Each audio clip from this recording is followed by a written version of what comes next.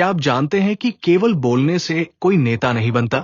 असली नेता वो है जिनकी आवाज, उनकी भाषा और उनकी उपस्थिति लोगों के दिमाग और दिल पर छाप छोड़ती है। आज हम आपको बताएंगे how to talk like a leader की वो हर एक बात जो आपकी बोलने की कला को बदल देगी और आपको एक प्रभावशाली नेता बनाएगी। तो जुड़िए हमारे साथ और सीखिए कैसे अपनी बातों से लोगों को सुनने, समझने और याद रखने पर मजबूर किया जा सकता है। अध्याय 1, the leaders voice, it starts with presence. नेता की पहचान केवल उसके विचारों या योजनाओं से नहीं होती, बल्कि इस बात से होती है कि वो सामने खड़े होकर अपनी उपस्थिति कैसे दर्ज कराता है। इस अध्याय में लेखक सबसे पहले यही स्पष्ट करता है कि नेता की आवाज केवल ध्वनि का नाम नहीं है। ये उस पूरे प्रभाव का मिश्रण है जो आपकी आवाज, आपके हाव भाव, आपके शरीर की मुद्रा और आपकी मानसिक स्थिति से बनता है।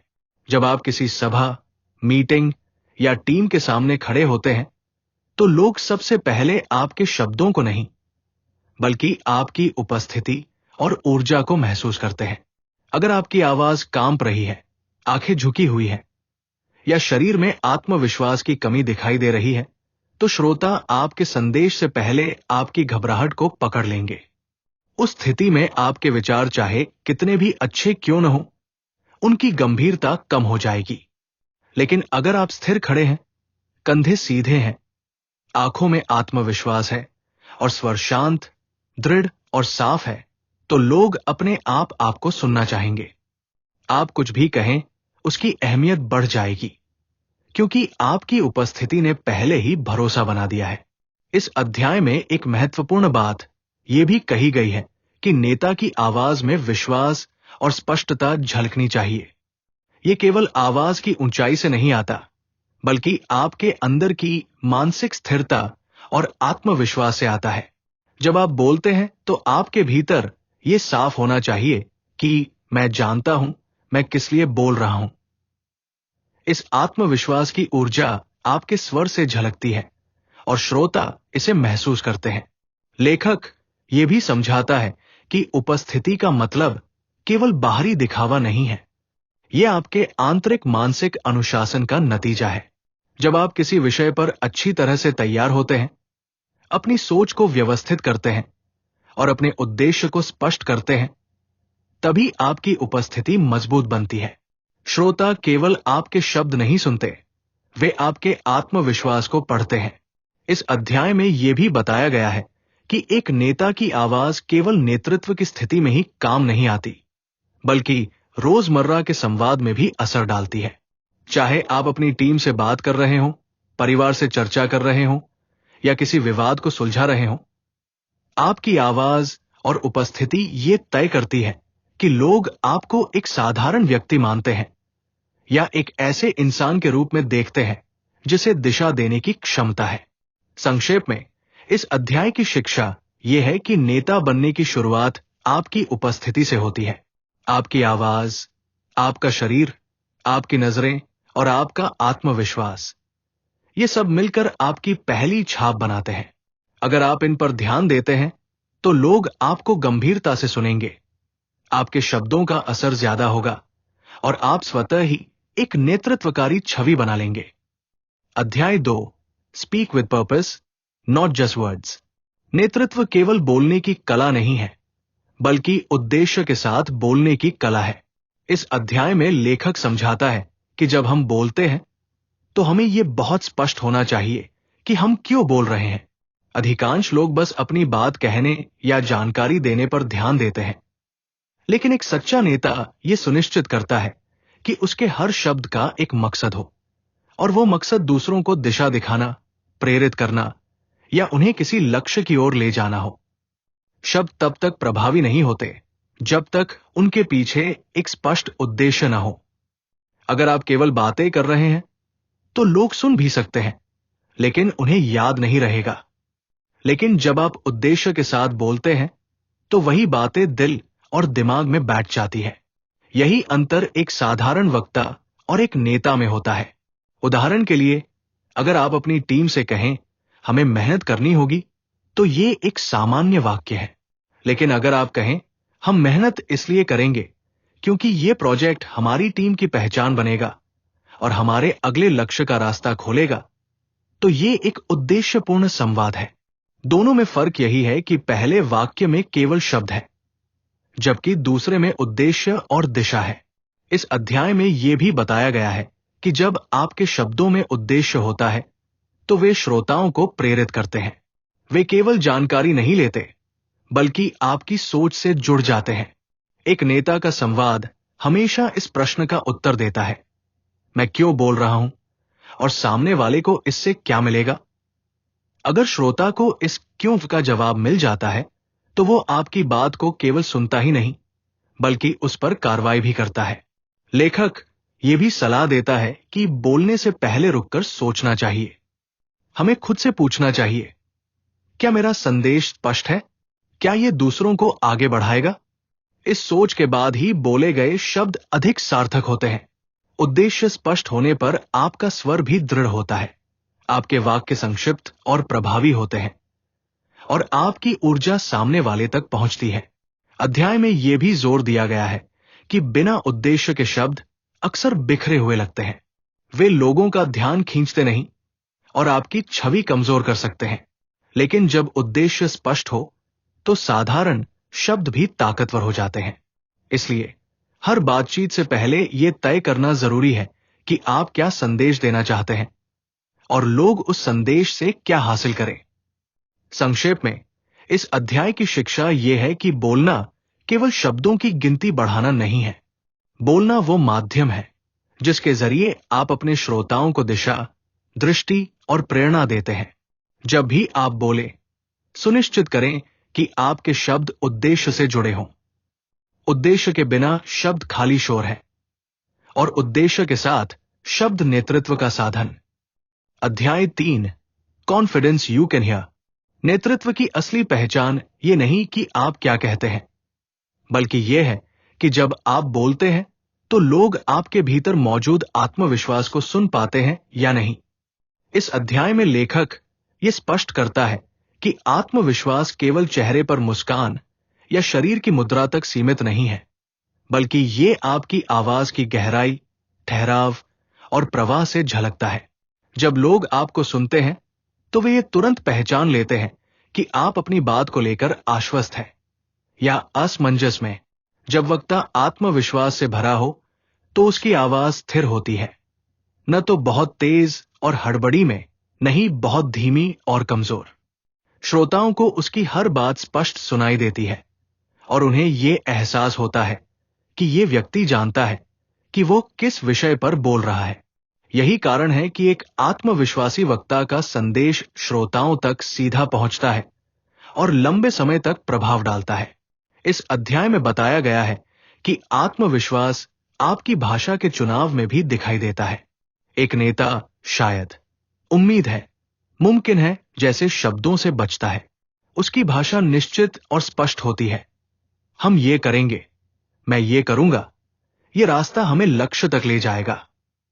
ऐसी भाषा श्रोताओं में विश्वास जगाती है और उन्हें कार्य करने की प्रेरणा देती है।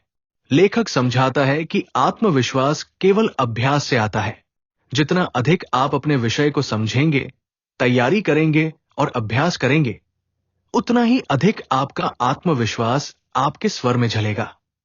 यह भी सच है कि कभी कभी अंदर से घबराहट होती है, लेकिन अगर आप अपने स्वर पर नियंत्रण रखते हैं, सही गति में बोलते हैं, बीच बीच में ठहराव रखते हैं और आंखों का संपर्क बनाए रखते हैं, तो श्रोता आपकी घबराहट को पकड़ नहीं पाते। उन्हें केवल आपका आत्मविश्वास सुनाई देता है। अध्याय में यह भी बताया गया है कि सुनने योग्य आत्मविश्वास का मतलब यह नहीं है कि आप जोर जोर से या बहुत आक्रामक होकर बोले। यह आत्मविश्वास एक शांत दृढ़ता है, जहां आपकी आवाज में स्थिरता है और आपके शब्दों में यकीन है। आप जितना शांत और नियंत्रित स्वर में बोलेंगे, लोग उतना ही भरोसा करेंगे कि आप परिपक्व और विश्वसनीय हैं। संक्षेप में, इस अध्याय की सीख यह है कि आत्मविश्वास को केवल अपने भीतर महसूस करना पर्याप्त नहीं है। उसे अपनी आवाज और संवाद शैली के माध्यम से सामने वालों तक पहुंचाना जरूरी है। जब आपकी आवाज में विश्वास झलकता है तो आपके शब्दों की ताकत दोगुनी हो जाती है और लोग न केवल आपको सुनते हैं बल्कि आप पर भरोसा भी करते हैं। अध्याय 4, the language of leadership, strong words. नेता की असली ताकत केवल ये नहीं कि वह क्या सोचता है, बल्कि यह है कि वह अपने विचारों को किस भाषा में व्यक्त करता है। इस अध्याय में लेखक जोर देता है कि नेतृत्व की भाषा हमेशा मजबूत, स्पष्ट और प्रभावशाली होती है। कमजोर और अनिश्चित शब्द श्रोताओं को भ्रमित कर देते हैं, जबकि मजबूत और दृढ़ शब्द उन्हें दिशा, भरोसा और प्रेरणा देते हैं। जब आप कहते हैं शायद हम ये कर सकते हैं या मुमकिन है कि हम सफल हो, तो आपकी भाषा अनिश्चित लगती है। श्रोता ये महसूस करते हैं कि आपको खुद पर विश्वास नहीं है। इसके विपरीत, जब आप कहते हैं हम ये करेंगे या ये कदम हमें सफलता दिलाएगा, तो आपकी भाषा शक्ति और आत्मविश्वास से भरी लगती है। यही फर्क एक साधारण वक्ता और एक नेता में होता है। इस अध्याय में यह भी बताया गया है कि मजबूत शब्दों का मतलब आक्रामक या कठोर होना नहीं है। इसका अर्थ है स्पष्टता और दृढ़ता। आपकी भाषा में ऐसे शब्द होने चाहिए जो कार्यवाही की ओर इशारा करें, जो लोगों को प्रेरित करें और उनमें विश्वास जगाएं। उदाहरण के लिए, चलो कोशिश करते हैं के बजाय आओ इसे पूरा करते हैं कहना कहीं अधिक प्रभावशाली है। लेखक ये भी समझाता है कि श्रोताओं को आपके शब्दों से केवल जानकारी नहीं मिलनी चाहिए, उन्हें ऊर्जा भी महसूस होनी चाहिए। जब आप मजबूत भाषा का प्रयोग करते हैं तो आपकी आवाज और शब्द दोनों मिलकर एक ऐसा प्रभाव छोड़ते हैं कि लोग न केवल आपकी बात को सुनते हैं बल्कि उसे मानने और उस पर अमल करने के लिए भी तैयार हो जाते हैं। इस अध्याय का एक और महत्वपूर्ण पहलू यह है कि नेतृत्व की भाषा हमेशा सकारात्मक और रचनात्मक होनी चाहिए। अगर आप लगातार नकारात्मक शब्दों का प्रयोग करेंगे, जैसे ये मुश्किल है, ये असंभव है, तो श्रोताओं का मनोबल गिर जाएगा। लेकिन अगर आप कहें ये चुनौती है लेकिन हम इसे पार कर सकते हैं, या ये कठिनाई हमें मजबूत बनाएगी, तो आपके शब्द टीम को आगे बढ़ने की ऊर्जा देंगे। लेखक ये भी सलाह देता है कि कमजोर फिलर्स और संदेहजनक वाक्यांशों से बचना चाहिए। तो ओह जैसे शब्द संवाद की ताकत को कम कर देते हैं। इनके स्थान पर ठहराव, पॉज का प्रयोग कीजिए। जब आप रुककर बोलते हैं तो आपके शब्दों की गंभीरता और भी बढ़ जाती है। संक्षेप में, इस अध्याय की शिक्षा यह है कि एक नेता की भाषा हमेशा मजबूत और स्पष्ट होनी चाहिए। शब्दों का चुनाव इस तरह होना चाहिए कि वे आत्मविश्वास और सकारात्मक ऊर्जा को दर्शाएं। जब आप दृढ़ शब्दों से बोलते हैं तो आप केवल सूचना नहीं देते बल्कि अपने श्रोताओं को विश्वास और प्रेरणा भी देते हैं। यही भाषा आपके नेतृत्व को विश्वसनीय और प्रभावशाली बनाती है। इस अध्याय में लेखक एक बहुत ही आम लेकिन गंभीर समस्या की ओर ध्यान दिलाता है: कमजोर शब्दों और वर्बल क्रचेस का इस्तेमाल। वर्बल क्रचेस का मतलब है ऐसे अनचाहे भराव शब्द जो हम बिना सोचे समझे बार बार बोल जाते हैं, जैसे ओह, तो मतलब, असल में, मेरा ख्याल है, शायद। ये शब्द हमारे संवाद को कमजोर बना देते हैं और श्रोताओं पर यह प्रभाव डालते हैं कि हमें अपनी ही बात पर भरोसा नहीं है। नेता की भाषा में आत्मविश्वास होना चाहिए। अगर आपके हर वाक्य में शायद या मुमकिन है जुड़ा हुआ है, तो आपके श्रोता आपको गंभीरता से नहीं लेंगे। उदाहरण के लिए, अगर आप कहें शायद यह प्रोजेक्ट सफल होगा, तो टीम को लगेगा कि आप खुद आश्वस्त नहीं हैं। लेकिन अगर आप कहें यह प्रोजेक्ट सफल होगा क्योंकि हमने इसकी तैयारी मजबूत की है, तो वही संदेश मजबूत और प्रेरक बन जाएगा। लेखक यह भी बताता है कि वर्बल क्रचेस का प्रयोग अक्सर तब होता है जब हम असहज होते हैं, जल्दी में बोलते हैं या हमें अपने विचार पूरी तरह स्पष्ट नहीं होते। इस समस्या से बचने का सबसे सरल उपाय है ठहराव, पॉज का इस्तेमाल। जब आपको लगे कि आप फिलर शब्द बोलने वाले हैं, तो बेहतर है कि 1-2 सेकंड रुक जाए। ये रुकावट न केवल आपके संवाद को साफ बनाती है, बल्कि आपके श्रोताओं को भी लगता है कि आप सोच समझकर बोल रहे हैं। इस अध्याय में एक और महत्वपूर्ण बात कही गई है। हमें अपनी भाषा से नकारात्मक और कमजोर भाव वाले शब्दों को भी हटाना चाहिए। जैसे, मुझे नहीं पता ये कितना काम करेगा, या ये बहुत कठिन है जैसी बातें टीम का मनोबल तोड़ देती है। इसके स्थान पर रचनात्मक भाषा का प्रयोग कीजिए। ये चुनौती है, लेकिन हम इसे संभाल सकते हैं, या ये नया है मगर हम सीख लेंगे। इससे आपकी बात सशक्त और प्रेरक बनती है। लेखक ये सुझाव भी देता है कि यदि आपको अपनी भाषा में फिलर्स और कमजोर शब्दों की आदत है, तो उसका समाधान है अभ्यास। अपने भाषण या बातचीत को रिकॉर्ड करें और सुनें कि कितनी बार आपने ओह, तो या असल में कहा। जब आप अपनी कमजोरियों को सुनेंगे, तभी आप उन्हें सुधार पाएंगे। धीरे धीरे ये आदत कम होती जाएगी और आपकी भाषा में निखार आएगा। संक्षेप में, इस अध्याय की शिक्षा यह है कि नेतृत्व की भाषा हमेशा साफ, आत्मविश्वासी और मजबूत होनी चाहिए। वर्बल क्रचेस और कमजोर शब्द आपके संवाद की ताकत को घटा देते हैं। अगर आप इनसे छुटकारा पालें और इसके स्थान पर ठहराव, स्पष्टता और सकारात्मक शब्दों का प्रयोग करें, तो आपकी भाषा न केवल प्रभावशाली बनेगी, बल्कि आपके श्रोता आप पर अधिक भरोसा भी करेंगे। अध्याय 6, कम्युनिकेटिंग अंडर प्रेशर। नेतृत्व की असली परीक्षा तब होती है जब हालात कठिन हो, माहौल तनावपूर्ण हो और हर कोई आपकी ओर समाधान की उम्मीद से देख रहा हो। इस अध्याय में लेखक यही बताता है कि दबाव की स्थिति में संवाद करना एक नेता की सबसे अहम जिम्मेदारी है। ऐसे समय पर आपकी भाषा, आवाज और रवैया ये तय करते हैं कि लोग घबराएंगे या फिर शांत होकर आपके पीछे चलेंगे। जब दबाव ज्यादा होता है, तो आमतौर पर 2 गलतियां होती है। पहली, लोग बहुत तेज बोलने लगते हैं, जैसे हर समस्या का तुरंत जवाब देना जरूरी हो। दूसरी, लोग चुप हो जाते हैं या शब्दों को घसीटते हैं, जिससे सामने वाले को लगता है कि वक्ता खुद अनिश्चित है। लेखक कहता है कि असली नेता इन दोनों रास्तों से बचता है। वो न तो जल्दबाजी करता है और न ही घबराहट में पीछे हटता है। वो पहले स्थिति को समझता है, गहरी सांस लेता है और फिर स्पष्ट, ठोस और संतुलित शब्दों में जवाब देता है। यहां एक और महत्वपूर्ण बिंदु है, दबाव के समय आपकी आवाज। आपकी आवाज का स्वर ऊंचा या कांपता हुआ नहीं होना चाहिए, क्योंकि इससे घबराहट झलकती है। इसके बजाय धीमी और दृढ़ आवाज रखें। शांति और स्थिरता ही वो संकेत है जो आपके श्रोताओं को भरोसा देता है कि सब कुछ नियंत्रण में है। जब लोग आपको शांत स्वर में बोलते हुए देखते हैं, तो वे मान लेते हैं कि स्थिति भले ही कठिन हो, पर आप उसे संभाल सकते हैं। लेखक इस अध्याय में यह भी सलाह देता है कि दबाव के समय स्पष्ट और संक्षिप्त भाषा का प्रयोग करें। बहुत लंबे वाक्य और जटिल शब्द केवल भ्रम पैदा करते हैं। लोगों को तुरंत ये जानना होता है कि अब आगे क्या करना है।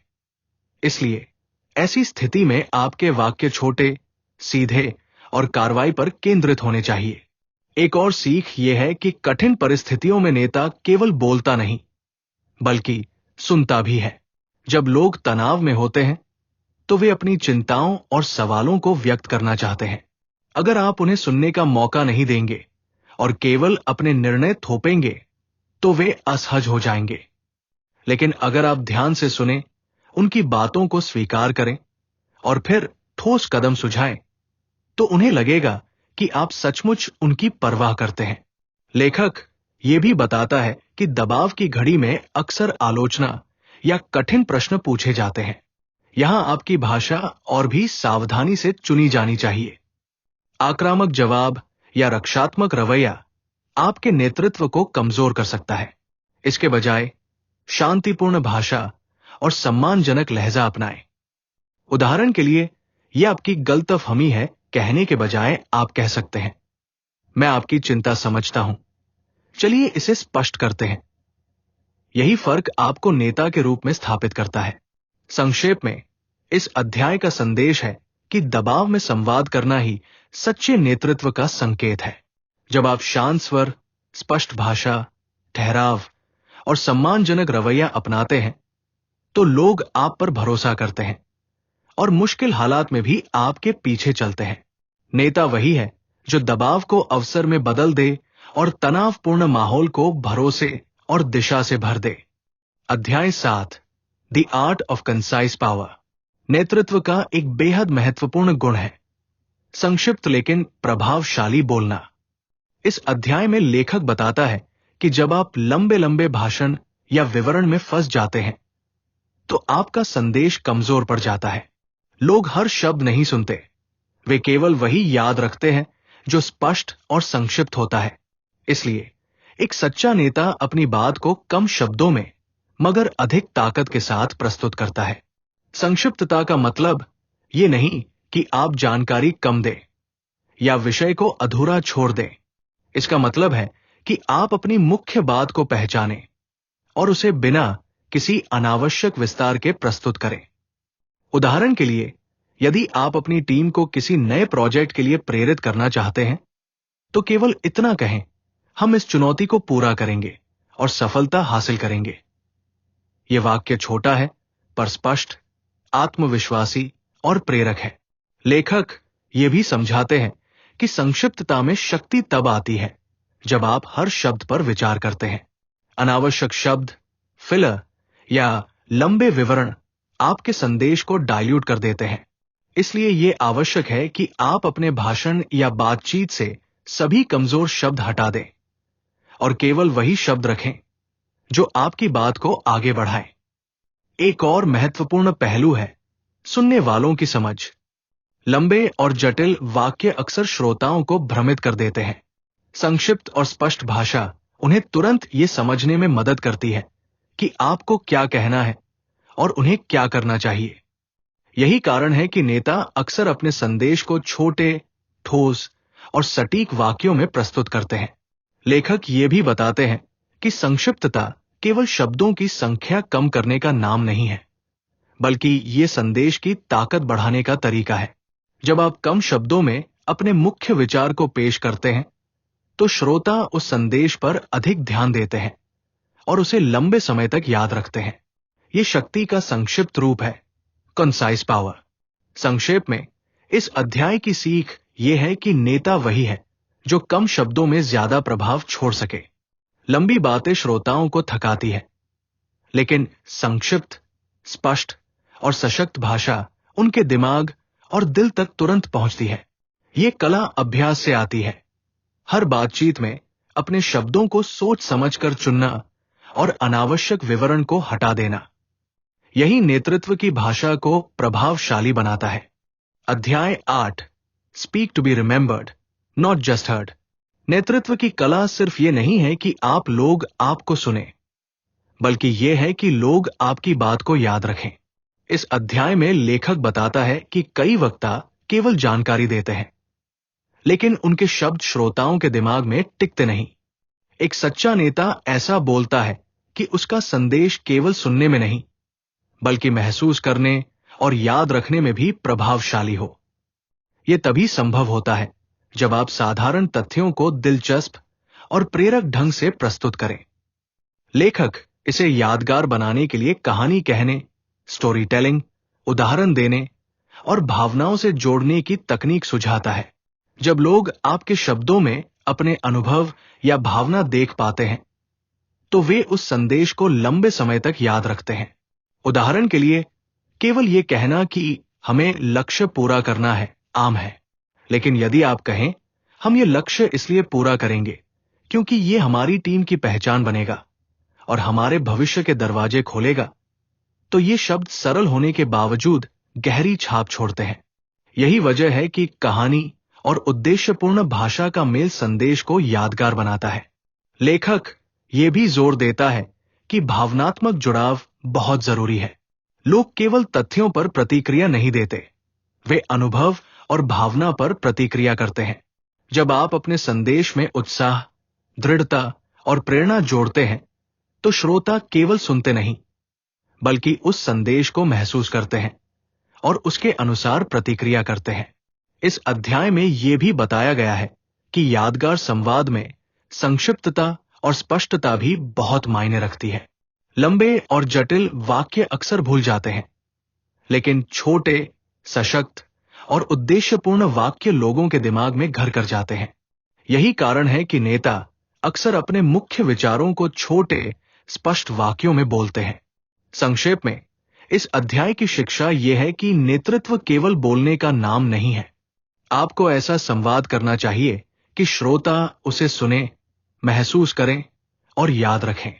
कहानी, उदाहरण, भावना और स्पष्ट शब्दों का मिश्रण आपके संदेश को सुनने योग्य और यादगार बनाता है। यही कला आपको एक साधारण वक्ता से एक प्रभावशाली नेता में बदल देती है।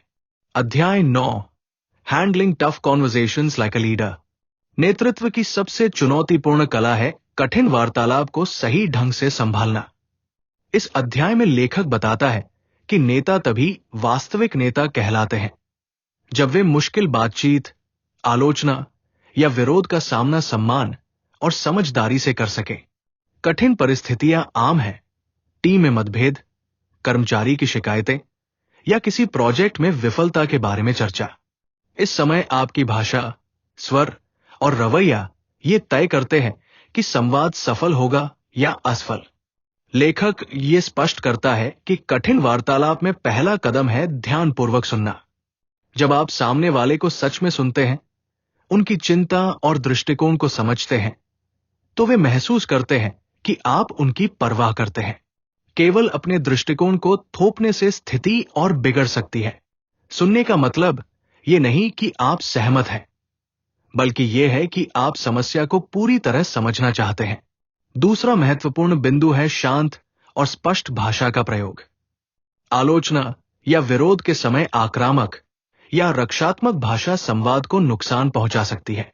उदाहरण के लिए, यह आपकी गलती है कहने से टकराव बढ़ेगा।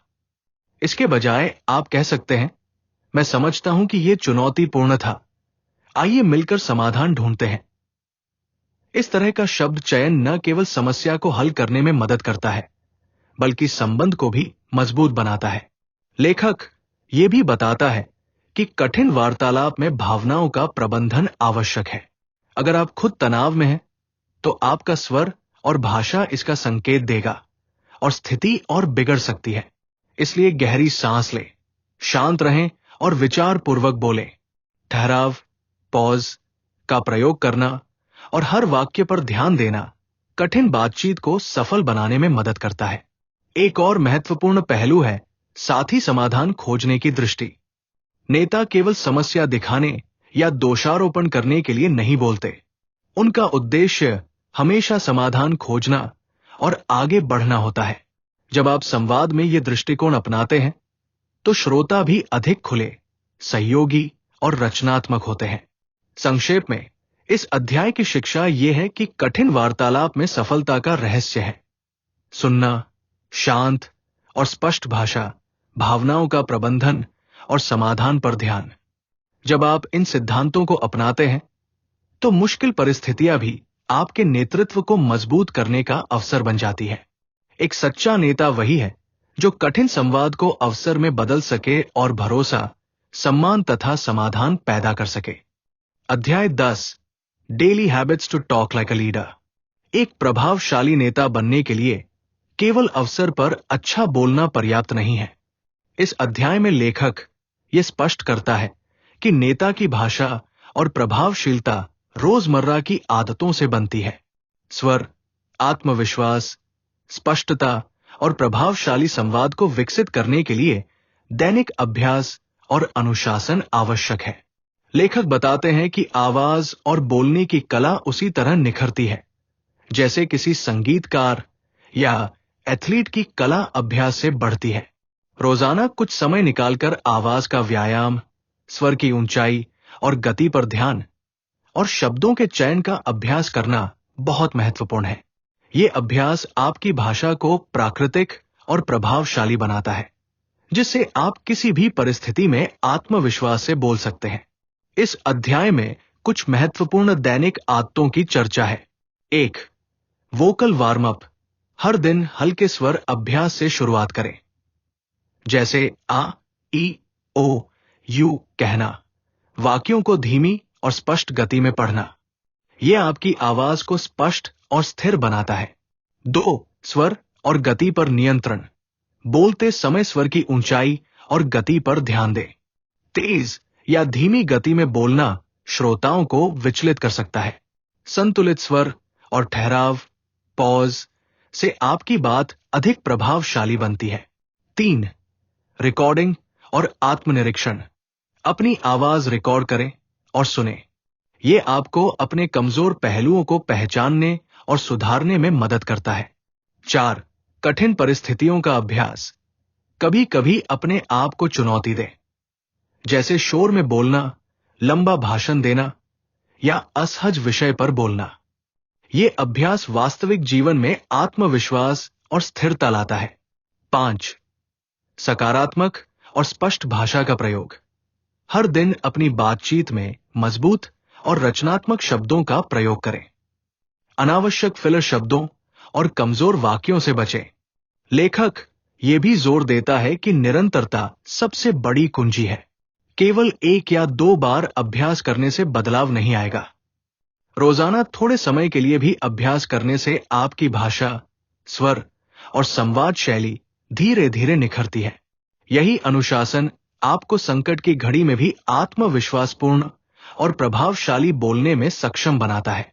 संक्षेप में, इस अध्याय की शिक्षा यह है कि नेता की भाषा रोजमर्रा की आदतों और अनुशासन से विकसित होती है। दैनिक स्वर अभ्यास, स्पष्ट और मजबूत शब्दों का प्रयोग, आत्मनिरीक्षण और चुनौतीपूर्ण परिस्थितियों में अभ्यास, ये सभी आदतें मिलकर आपकी संवाद कला को नेता जैसी बनाती है। जब आप इन आदतों को अपनाएंगे, तो आपकी आवाज, भाषा और उपस्थिति स्वाभाविक रूप से प्रभावशाली बन जाएगी। दोस्तों, ये थी how to talk like a leader की मुख्य बातें और अध्यायवार सीख। अगर आपने इन सिद्धांतों को अपनी रोजमर्रा की भाषा में अपनाया, तो आप न सिर्फ बेहतर बोलने वाले बनेंगे, बल्कि अपने व्यक्तित्व और नेतृत्व क्षमता को भी निखार सकते हैं। अगर आपको यह वीडियो पसंद आया हो, तो लाइक और शेयर जरूर करें और हमारे चैनल लाइफ लेसन लाइब्रेरी को सब्सक्राइब करना न भूलें। नीचे कमेंट में बताइए, आप किस अध्याय को सबसे पहले अपने जीवन में लागू करेंगे। हम मिलते हैं अगले वीडियो में। तब तक सीखते रहिए, बढ़ते रहिए और जीवन की हर सीख को अपनाते रहिए।